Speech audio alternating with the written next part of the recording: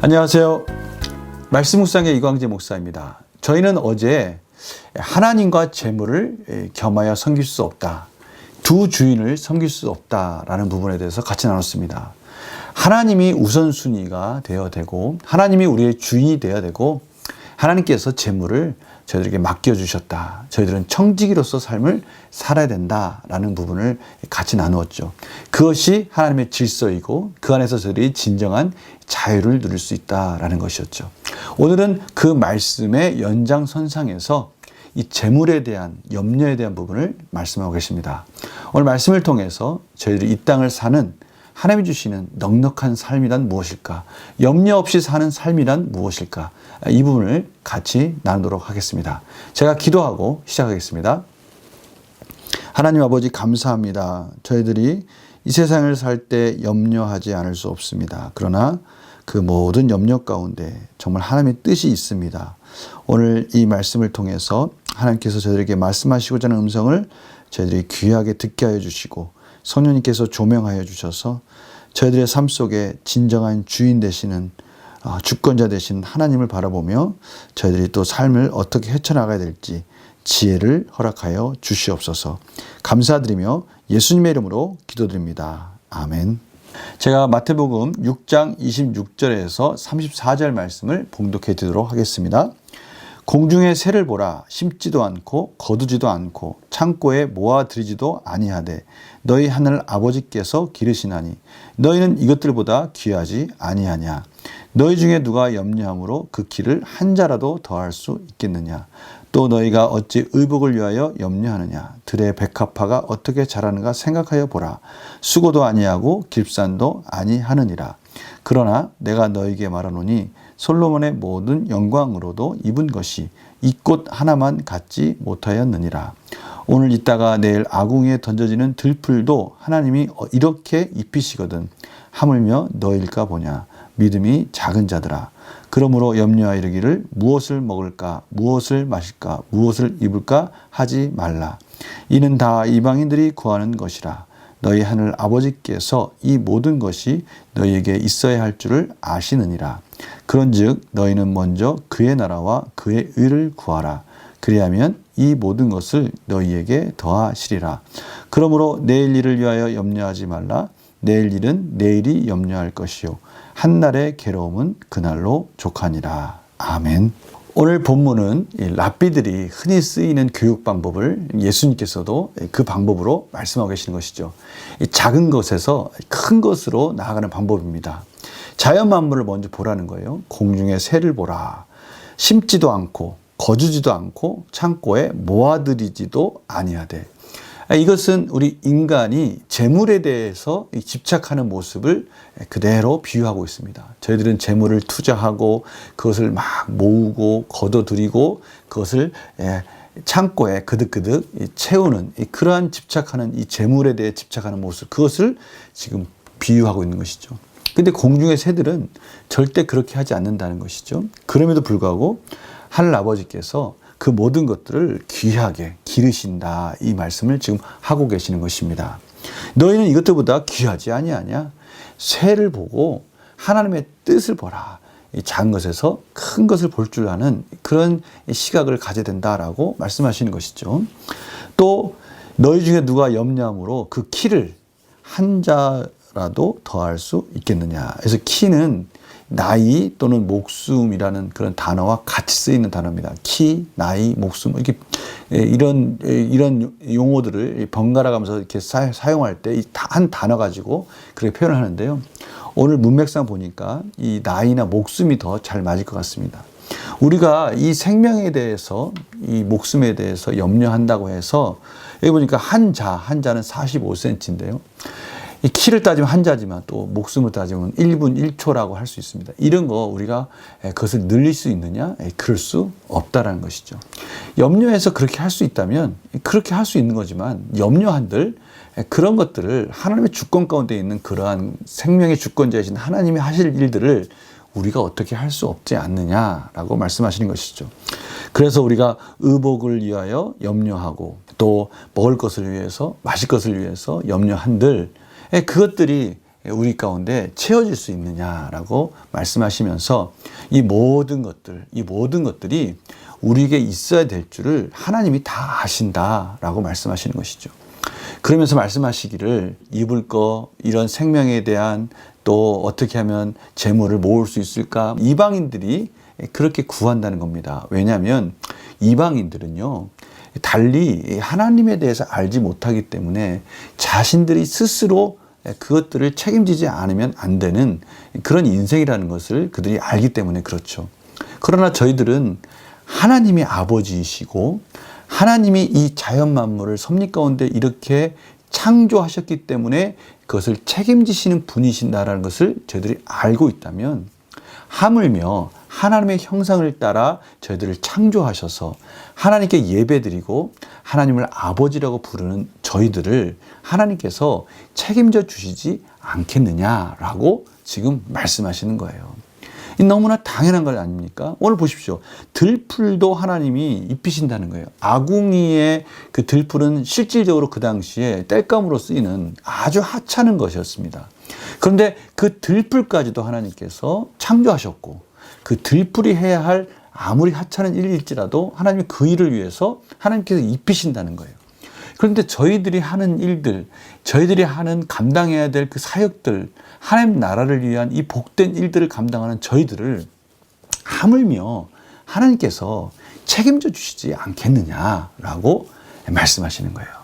그러시면서 하나님께서 분명히 딱 말씀하시죠. 저희들이 해야 될 일은 뭐냐? 먼저 그의 나라와 그의 의를 구하라. 그런즉 너희는 먼저 그의 나라와 그의 의를 구하라. 이어서 구하라는 것은 이 기도할 때 구하는, 간구하는 그런 의미가 아니라 먼저 그의 나라와 그의 의를 추구하라, 이런 뜻입니다. 우리가 그 하나님의 나라를 바라보면서 하나님 나라가 이 땅 가운데 이루어지도록 최선을 다해서 그렇게 살아갈 때 하나님께서 우리를 통해서, 저희들을 통해서 하나님 나라를 이루어가고요. 하나님 나라가 이루어갈 때 그곳에서 하나님의 의가 세워지고요. 하나님의 은혜와 화평과 화목이 세워지는 것이죠. 그래서 저희들은 하나님의 나라를 추구하고 하나님 나라를 임하기를 원합니다라고 하나님께 기도할 때 그곳에 하나님 나라가 임하고 하나님의 의가 세워지면 다른 것들, 그것에 필요한 모든 것들을 다 하나님께서 더해 주시겠다라고 말씀하시는 것입니다. 오늘 그래서 핵심은 33절이죠. 그런즉 너희는 먼저 그의 나라와 그의 의를 구하라. 그리하면 이 모든 것을, 무엇을 먹을까, 무엇을 마실까, 무엇을 입을까, 우리들이 살고 있는 이 재물에 대한 걱정들, 이런 것들은 하나님께서 다 덤으로 주시겠다라고 말씀하십니다. 그러시면서 마지막으로 그러므로 내일 일을 위하여 염려하지 말라. 내일 일은 내일이 염려할 것이요. 내일 일은 내일이 염려한다. 이 말은 무슨 뜻입니까? 내일은 내일이 염려한다는 것은 우리 안에 그것이 포함되어 있지 않다는 것이죠. 내일이 염려한다는 거예요. 내일은 하나님의 것입니다. 결국 내일의 모든 주권은 하나님께 있으니 저희들이 그것 가지고 염려할 필요는 없다는 것이죠. 그렇다고 내일 무계획으로 이렇게 살아라는 뜻이 아니라 저희들이 계획을 하고 또 하루하루 어떻게 살아야 될지, 내일은 무엇을 해야 할지 저희들이 늘 계획을 하고 그대로 또 실천하려고 노력합니다. 그 중요한 것은 그거죠. 모든 미래의 주권, 우리가 살아가야 될 인생의 주권은 하나님께 있으니 오늘 하루 열심히 살고 또 내일은 주어진 일 가운데 열심히 살면 되지, 내일 것까지 저들이 앞서서 염려할 필요는 없다라고 지금 말씀하시는 것입니다. 이 문제를 한번 풀어볼까요?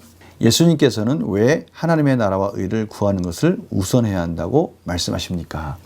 나머지 것들은 저희들이 무엇이 있어야 되고 저희들이 삶 속에서 무엇이 필요한지에 대해서는 하나님께서 다 알고 계신다는 겁니다.